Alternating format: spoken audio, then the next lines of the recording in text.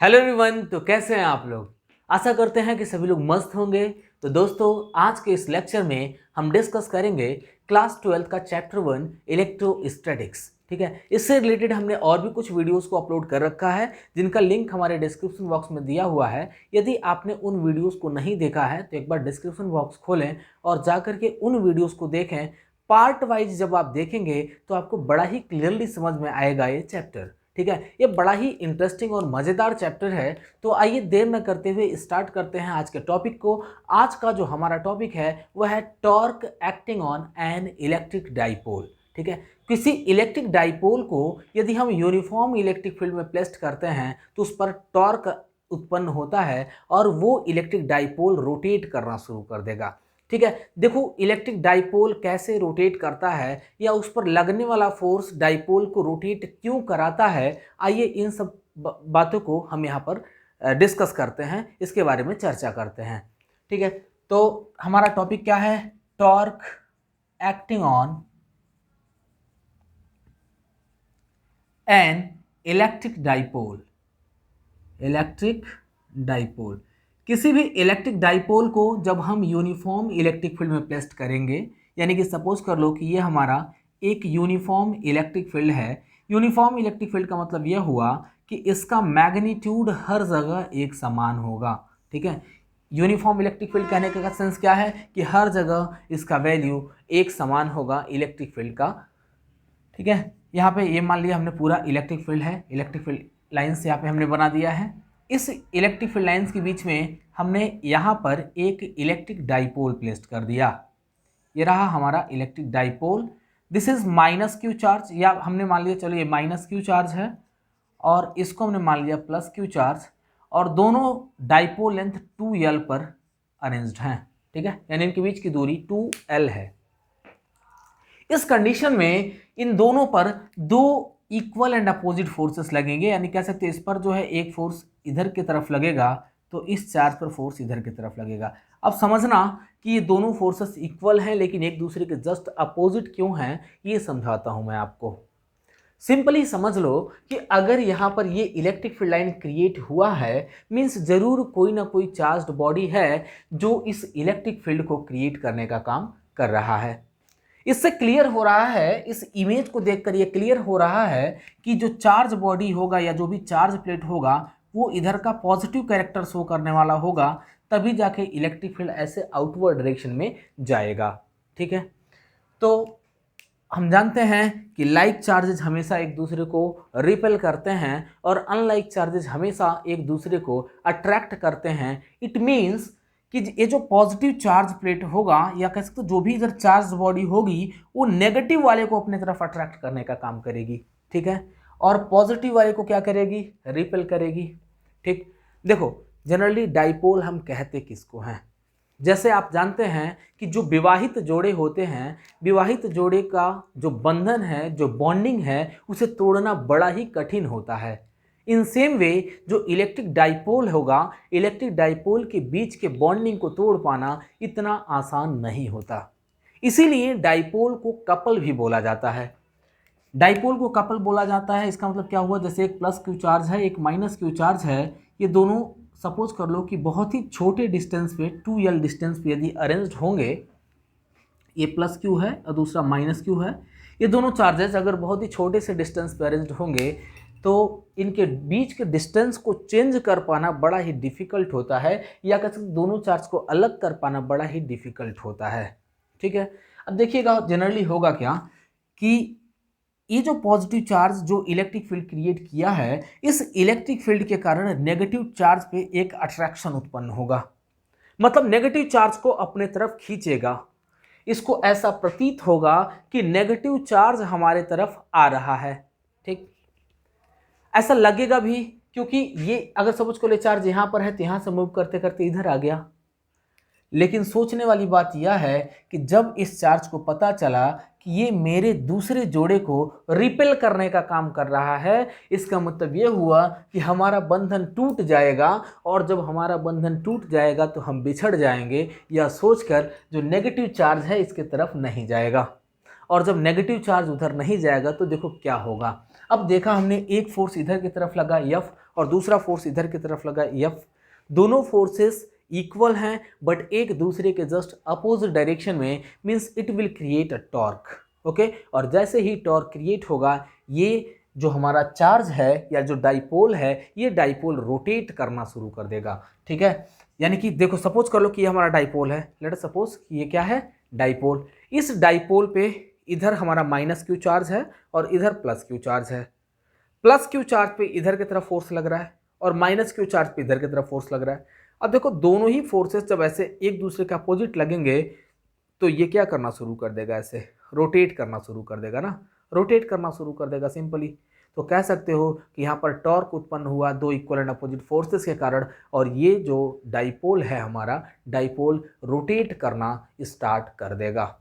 Okay, तो हमें यहाँ पे कैलकुलेट करना है कि कितना टॉर्क उत्पन्न होगा इन दोनों चार्ज्ड बॉडी के बीच में।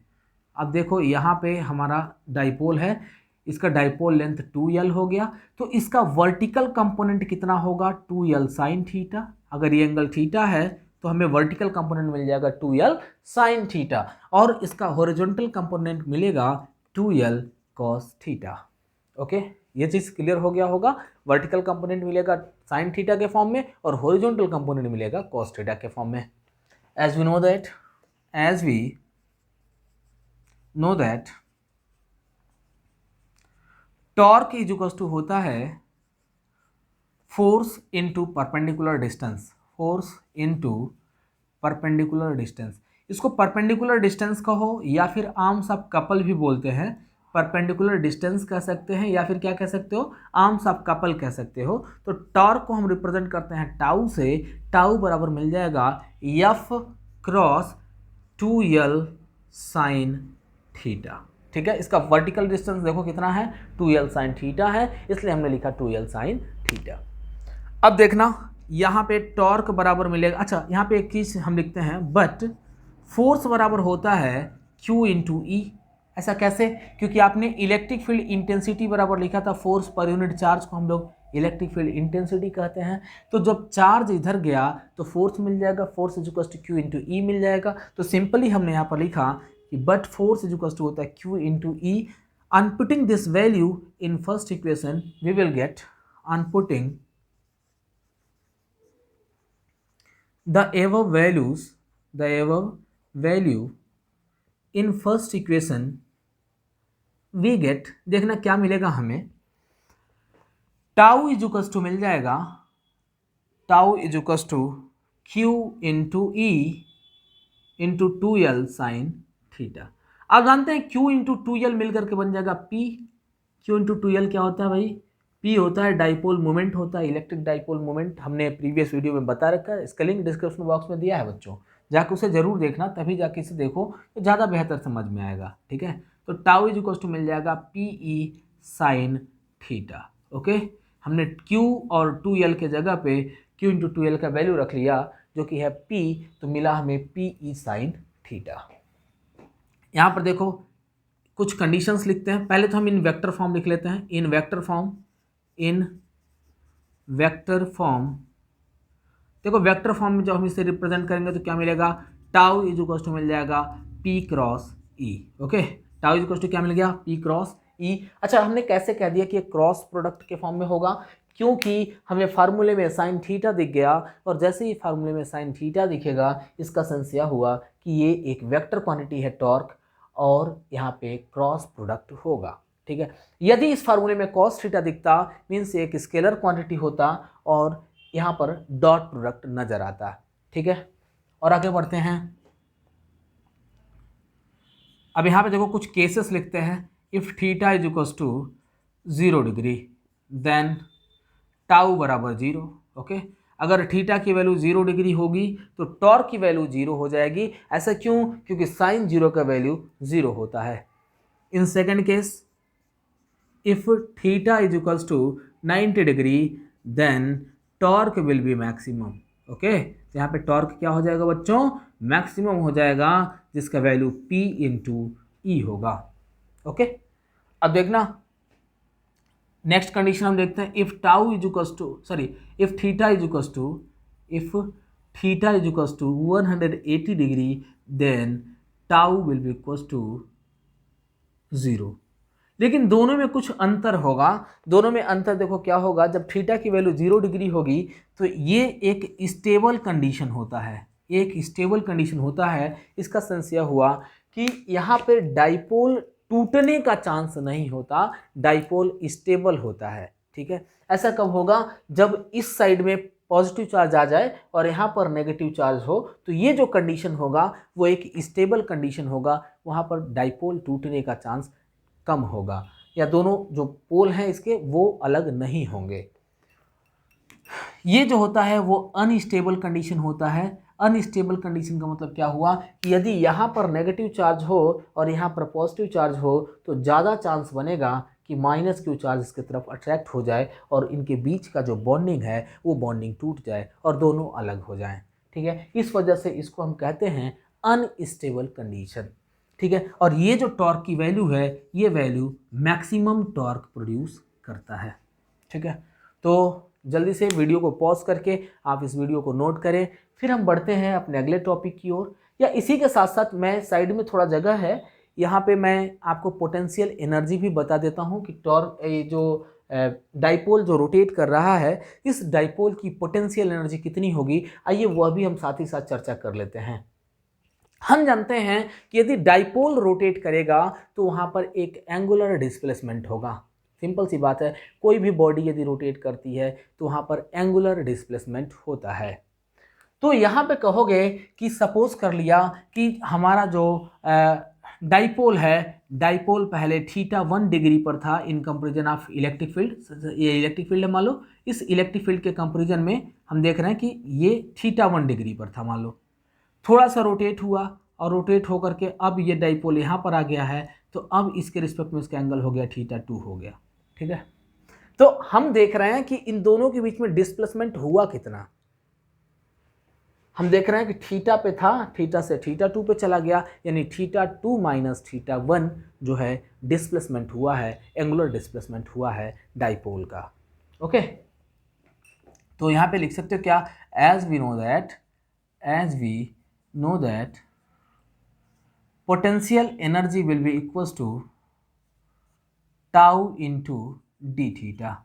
Okay, tau into d theta क्यों लिया, क्योंकि हमने छोटा सा एलिमेंट्री डिस्प्लेसमेंट लिया d थीटा और इस एलिमेंट्री डिस्प्लेसमेंट पे हमें फाइंड करना है टोटल पोटेंशियल एनर्जी कितनी होगी। एक चीज़ ध्यान देना, यहाँ पर du होगा, du क्यों लिखा, क्योंकि थीटा की वैल्यू हमने कम लिया, सबसे माइनर वैल्यू जो थीटा का है एंगुलर डिस्प्लेसमेंट का है हमने उसे लिया हुआ है, तो यहाँ पे पोटेंशियल एनर्जी भी मिनिमम होगी। अब हम अगर दोनों साइड को इंटीग्रेट करेंगे तो हमें टोटल पोटेंशियल एनर्जी मिल जाएगा, कह सकते हो किसके रिस्पेक्ट में, यहाँ पर हम देख रहे हैं टॉर्क और थीटा के रिस्पेक्ट में। तो देखिएगा, on integrating both side from theta की वैल्यू θ1 से θ2 तक। ओके, तो देखो इंटीग्रेट करोगे बच्चों क्या मिलेगा, du को इंटीग्रेट करने में तो u मिल गया, ये जो कॉस टाउ का वैल्यू बता दो कितना है, टाउ का वैल्यू है pe साइन थीटा, तो यहाँ पर लिखते हैं pe sign theta into d theta. Okay, तो u इज टू मिलेगा, देखिएगा, अच्छा इसको इंटीग्रेट करना है, जरा ध्यान से देखो, इसको हमें क्या करना है, इंटीग्रेट करना, तो इंटीग्रेट करते हैं कहाँ से कहाँ तक, θ1 से θ2 तक। ओके, थोड़ा सा नीचे लिखते हैं, तो इधर देखो u बराबर मिल जाएगा इंटीग्रल ऑफ, पहले तो क्या करेंगे, जो कांस्टेंट टर्म उसको बाहर निकाल लेंगे, तो p हमारा कांस्टेंट टर्म है, ये बाहर निकल गया है, और integral of sine theta into d theta from theta is equals to 1 से θ2 तक।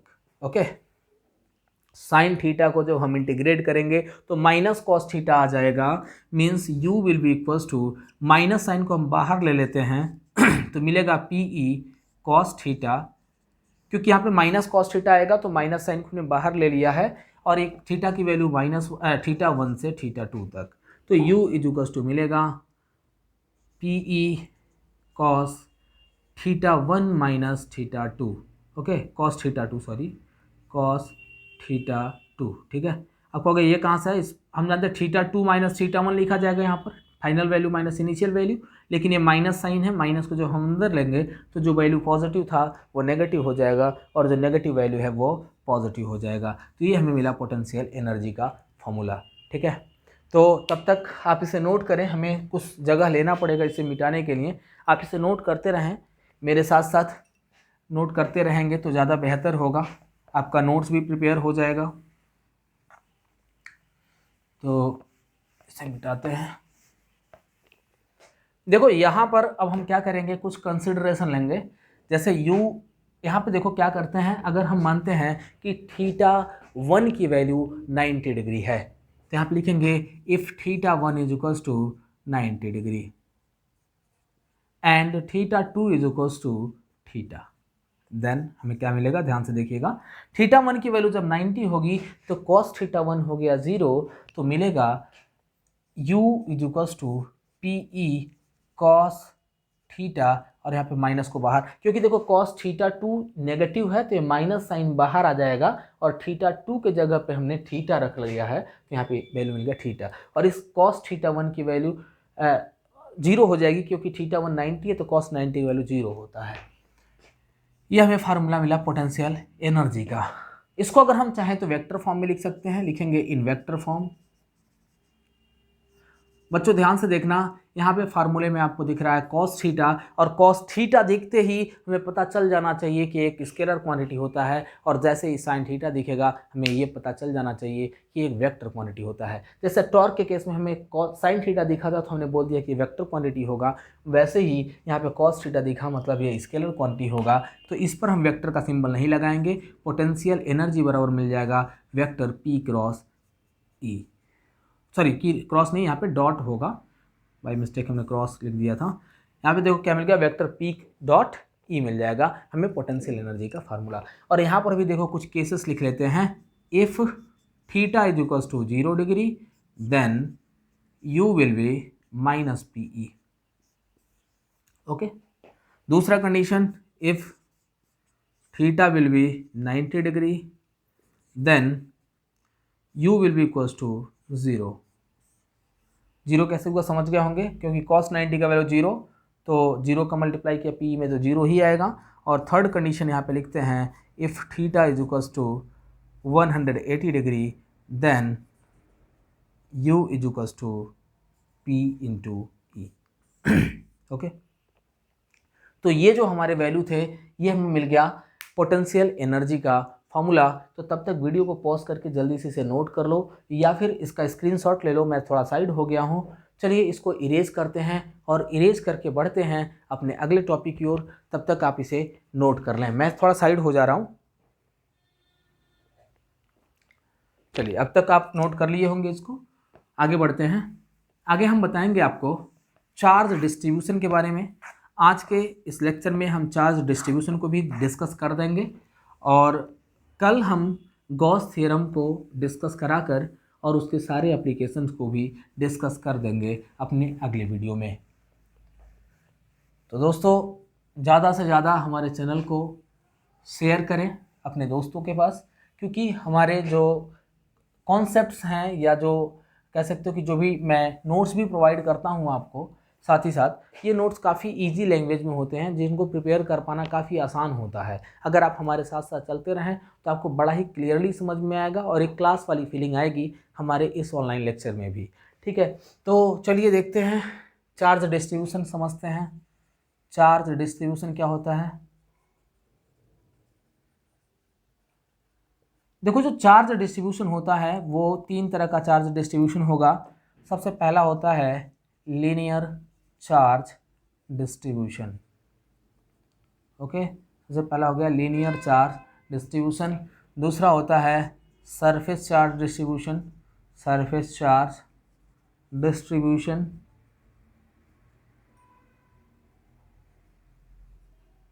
और तीसरा है volume charge distribution, volume charge distribution. ठीक है, तो पहले समझते हैं हम लोग लीनियर चार्ज डिस्ट्रीब्यूशन क्या होता है। ठीक है, लीनियर चार्ज डिस्ट्रीब्यूशन का मतलब क्या है कि जब भी किसी एक वायर के अलोंग चार्ज डिस्ट्रीब्यूटेड होगा, जैसे सपोज करो बहुत ही पतला वायर है, इस पतले वायर के अलोंग चार्ज डिस्ट्रीब्यूटेड होगा और इसका लंबाई L है, तो इस कंडीशन में हम कहेंगे कि ये जो चार्ज डिस्ट्रीब्यूशन है यह चार्ज डिस्ट्रीब्यूशन एक लीनियर चार्ज डिस्ट्रीब्यूशन होगा। यहाँ पर लीनियर चार्ज डिस्ट्रीब्यूशन में सपोज करते हैं Q amount of charge distributed है, तो इसकी लीनियर चार्ज डेंसिटी और लेमडा हमने मान लिया, ठीक है, इसकी जो लीनियर चार्ज डेंसिटी है वो हमने लेमडा मान लिया है। तो इस कंडीशन में देखो लीनियर चार्ज डेंसिटी बराबर मिलेगा लीनियर चार्ज डेंसिटी बराबर मिलेगा Q अपॉन L, ठीक है, यानी लेमडा इज इक्वल्स टू मिल गया Q बाई L, तो कह सकते हो Q is equals to lambda L, ठीक है। देखो इस फार्मूले का यूज़ हमें करना है गॉस थ्योरम के एप्लीकेशन में, जब भी हम गॉस लॉ पढ़ेंगे तो वहाँ पर इन सब फार्मूले का इस्तेमाल हमें करना पड़ेगा। तो आप इसे नोट ज़रूर कर लें कहीं पे, क्योंकि ये हमारे लिए बड़ा इंपॉर्टेंट होगा, ठीक है। और वैसे भी हमारा जो एग्ज़ामिनेशन है, कह सकते हो बोर्ड एग्जामिनेशन, वो ऑब्जेक्टिव पैटर्न पे है, ये हमारा फर्स्ट सेमेस्टर का, तो इस वजह से ये वहाँ के लिए भी यूज़फुल होगा, ठीक है। अब देखो दूसरा हम बताते हैं surface charge distribution. Surface charge distribution, इसके नेम से क्लियर हो गया होगा कि यदि चार्ज का जो डिस्ट्रीब्यूशन है वो सरफेस एरिया के अलोंग होगा तो इस कंडीशन में सरफेस चार्ज डिस्ट्रीब्यूशन होता है, ठीक है। जैसे सपोज कर लो कि यहाँ पर एक चार्ज सीट है, यहाँ पर हमने ले लिया एक चार्ज सीट ले लिया है, इस चार्ज सीट में हम कंसिडर करते हैं कि Q amount of charges distributed हैं, ठीक है। कह सकते हो इस सीट का जो सरफेस एरिया है ए है। अब देखो ये ज़रूरी नहीं कि हमने यहाँ पे सीट ले रखा है तो आप भी सीट ही लें, यहाँ पे चार सीट भी हो सकता है, स्फेरिकल सरफेस भी हो सकता है, क्यूबाइडल सरफेस भी हो सकता है, क्यूबिकल सरफेस भी हो सकता है, यानी सिंपली कह सकते हो कि किसी भी सरफेस एरिया के अलोंग यदि चार्ज डिस्ट्रीब्यूटेड होगा तो वहाँ पर सरफेस चार्ज डिस्ट्रीब्यूशन कहलाएगा।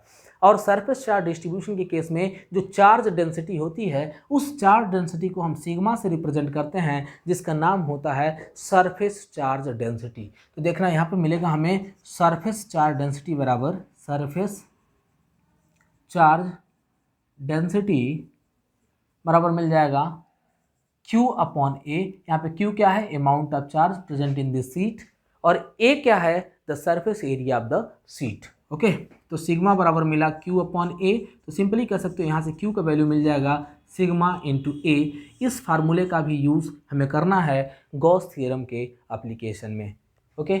और हमारा जो थर्ड कंडीशन है, थर्ड जो हमारा चार्ज का डिस्ट्रीब्यूशन है वो क्या है, वॉल्यूम चार्ज डिस्ट्रीब्यूशन। तो देखते हैं वॉल्यूम चार्ज डिस्ट्रीब्यूशन क्या होगा। वॉल्यूम चार्ज डिस्ट्रीब्यूशन नेम से क्लियर है बच्चों कि यदि जो चार्ज का डिस्ट्रीब्यूशन है वो होल वॉल्यूम के लॉन्ग हो, जैसे एक स्फीयर है सपोज कर लो, स्फीयर के कंप्लीट वॉल्यूम में चार्ज डिस्ट्रीब्यूटेड हैं, या हमने क्यूब ले लिया, क्यूब के पूरे कंप्लीट वॉल्यूम में चार्ज डिस्ट्रीब्यूटेड हैं, या कह दो कि हमने एक क्यूबाइड ले लिया, पूरे क्यूबाइड में चार्ज डिस्ट्रीब्यूटेड है, एक सिलेंडर में पूरे चार्ज डिस्ट्रीब्यूटेड हैं, तो वहाँ पर जो चार्ज डिस्ट्रीब्यूशन होगा वह charge distribution volume charge distribution कहलाता है, और जो इसकी डेंसिटी होगी वो कहलाएगी वॉल्यूम चार्ज डेंसिटी। हमने कंसिडर कर लिया कि यह एक स्फीयर है। बच्चों 3D फिगर बना पाना तो इतना पॉसिबल नहीं है, क्योंकि टेक्नोलॉजी यहाँ पे इतनी अच्छी है नहीं, अभी तो लाइट की इतनी सारी प्रॉब्लम्स होती हैं।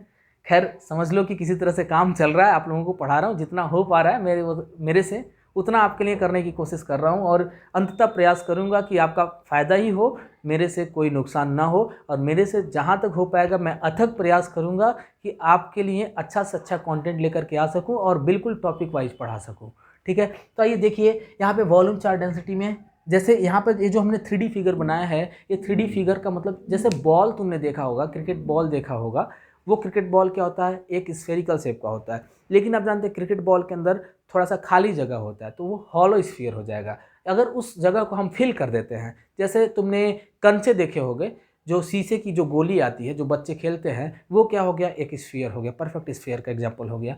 या फिर जैसे सपोज कर लो कि लोहे का बॉल है, लोहे का एक बॉल है जिसको हम क्या बोलते हैं, पुट थ्रो एक होता है, उसमें हम फेंकने के लिए इस्तेमाल करते हैं, ठीक है ना, तो वो भी क्या होता है, एक स्फीयर का एग्जांपल हो गया। तो लगभग आप सभी समझते हैं, फैमिलियर हैं, वैसे 12th में पढ़ रहे हैं तो स्फीयर समझ रहे होंगे क्या होता है। तो एक स्फीयर है, मान लो स्फीयर के पूरे कंप्लीट वॉल्यूम में मान लो चार्ज डिस्ट्रीब्यूटेड है, यहाँ पर मानते हैं कि Q amount of charge distributed है और इसका वॉल्यूम है V, ओके। तो वॉल्यूम जब V होगा तो इस कंडीशन में कह सकते हो कि इसकी चार्ज डेंसिटी हमने मान लिया रो, इसके चार्ज डेंसिटी को, वॉल्यूम चार्ज डेंसिटी को हम रो से रिप्रेजेंट करते हैं। तो यहाँ पर देखो वॉल्यूम चार्ज डेंसिटी बराबर हो जाएगा, वॉल्यूम चार्ज डेंसिटी बराबर होगा चार्ज पर यूनिट वॉल्यूम, ठीक है ना। और इसको हम रिप्रेजेंट करते हैं रो से, तो रो बराबर हो गया Q अपॉन V। यहाँ पर देखो चार्ज बराबर मिल जाएगा रो इंटू वी। अच्छा बच्चों एक और चीज़ बताता हूँ तुम्हें, यहाँ पर हमने वॉल्यूम तो लिख रखा है, लेकिन वॉल्यूम का फार्मूला क्या लगाओगे? अगर स्फीयर होगा तो वॉल्यूम बराबर हम जानते हैं 4/3 पाई आर क्यूब होता है, तो इस फार्मूले को रखेंगे। अगर सिलेंडर होगा तो पाई आर स्क्वायर एच होता है, तो इस फार्मूले को रखेंगे। अगर कह सकते हो कि क्यूबाइड होगा तो length into breadth into height, ये फार्मूला वॉल्यूम का होता है, तो इसको रखोगे। मीन्स जो चार्ज का डिस्ट्रीब्यूशन हुआ है, जिस सॉलिड में चार्ज का डिस्ट्रीब्यूशन हुआ है, उस सॉलिड का शेप कैसा है इस पर निर्भर करता है उसका वॉल्यूम। समझ गए ना? तो उसका शेप के अनुसार हम वॉल्यूम की वैल्यू रखते हैं। वैसे यहाँ पर हमने एरिया तो लिख रखा है, लेकिन एरिया का वैल्यू कितना होगा ये कैसे पता चले? तो सिंपली कह सकते हो कि वह एरिया डिपेंड करेगा शेप पर। जिस आकार का हमारा मटेरियल होगा जहाँ पे चार्ज डिस्ट्रीब्यूटेड है, उसके अनुसार हम लोग एरिया को कंसिडर कर लेते हैं, ठीक है। तो यकीनन आज का लेक्चर आप सभी को बड़े ही अच्छे से समझ में आया होगा। आप सभी समझ गए होंगे कि चार्ज डिस्ट्रीब्यूशन क्या होता है, टॉर्क किसी डाइपोल पे कैसे एक्ट करता है, और पोटेंशियल एनर्जी क्या होती है। जाहिर सी बात है कि जब चार्ज या जब डाइपोल रोटेट करेगा तो वहाँ पर कुछ एंगुलर डिस्प्लेसमेंट होगा, और एंगुलर डिस्प्लेसमेंट तभी हो सकता है, या सिंपली कह सकते हो कोई बॉडी डिस्प्लेसमेंट तभी कर सकती है जब कुछ एनर्जी को यूटिलाइज करेगी, ठीक है, और उतनी ही एनर्जी यूटिलाइज करेगी जितना कि वर्क डन होगा। इस वजह से हमने आसानी से पोटेंशियल एनर्जी के फार्मूले को भी डिराइव कर लिया था, ठीक है। तो दोस्तों आज के लिए बस इतना ही, मिलेंगे आपसे अगली वीडियो में। कल फिर मैं आपके लिए लेकर के आऊँगा, और कल के लेक्चर में मैं अपने इस चैप्टर को पूरी तरह से कंप्लीट करा दूँगा, जो कि जिससे आपके बोर्ड एग्जामिनेशन में कुछ लाभ मिल सके, आप उससे इस चैप्टर को समझ सकें। तो दोस्तों आज के लिए बस इतना ही, मिलेंगे आपसे अगले वीडियो में एक नई एनर्जी के साथ। और आपका एक लाइक हमारे हौसला को और बढ़ाता है। आप ज़्यादा से ज़्यादा हमारे चैनल को शेयर करें, हमारे चैनल को सब्सक्राइब करें, और अगर आप हमारे चैनल पर नए हैं तब तो सब्सक्राइब करना बिल्कुल भी ना भूलना। सब्सक्राइब करके बेल आइकन ज़रूर दबा देना, ताकि जैसे ही मैं वीडियो को अपलोड करता हूँ आपको उसका लिंक मिल जाए। तो जय हिंद दोस्तों, मिलते हैं आपसे अगले वीडियो में।